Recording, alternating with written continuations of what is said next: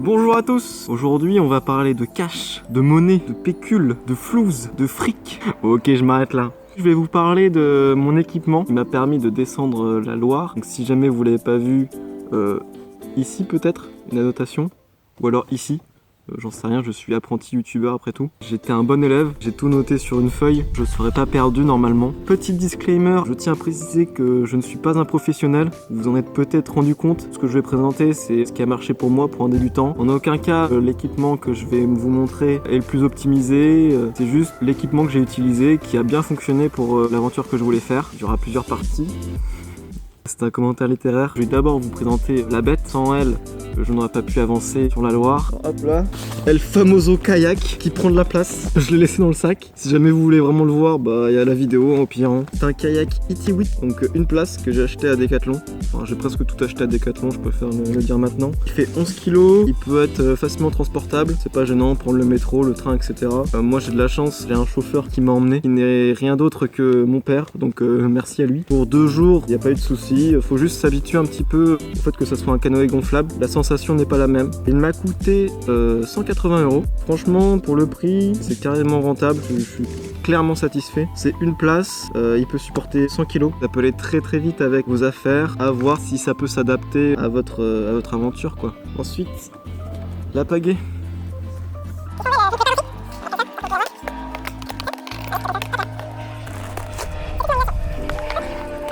Bon, je la tiens. C'est une pagaie en 2 parties. Voilà. Je sais qu'il y en a en 4 parties. Ça peut peut-être être intéressant que ça prenne moins de place parce que je dirais que ça fait quoi 1 mètre de haut. Cette pagaie m'a coûté 30 €.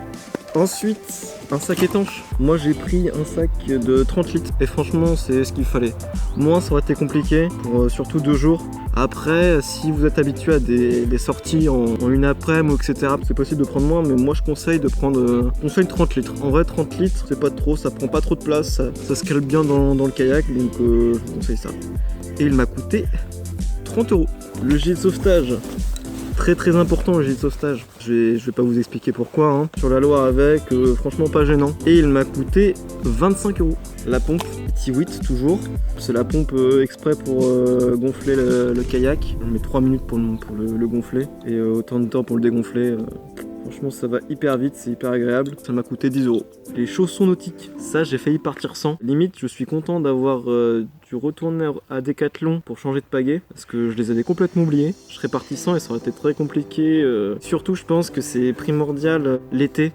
Quand les fleuves, les rivières sont en plus bas, que quand on passe sous les ponts, etc., c'est possible de se mettre hors du kayak. Ça permet de ne pas se prendre la tête, déjà pas vous blesser, c'est plus agréable quoi. Et ils m'ont coûté 15 € pour ce qui est du coup du matériel nautique. Ça nous fait un total de 290 €. Oui, c'est pas donné, mais c'est un achat unique. Une fois que vous l'avez acheté, vous pouvez juste le réutiliser à volonté en fait. Je voulais aussi parler du matériel bivouac, ce qui permet de s'installer sur une berge, etc. pour dormir. Le plus important, bon là je l'ai mal plié, je suis pas encore un expert dans le milieu. En la pliant bien, elle peut me prendre moins de place. Ça rentre parfaitement dans le kayak et si jamais vous voulez faire une randonnée, le mettre au-dessus du sac de randonnée, c'est hyper pratique. Pour un feignant comme moi, une tente 2 secondes, c'est le top. Cette tente m'a coûté 99 €. Franchement, ça les vaut. Un duvet. Le duvet, je l'ai pas acheté. J'en avais déjà chez moi. Je sais pas combien ça peut coûter.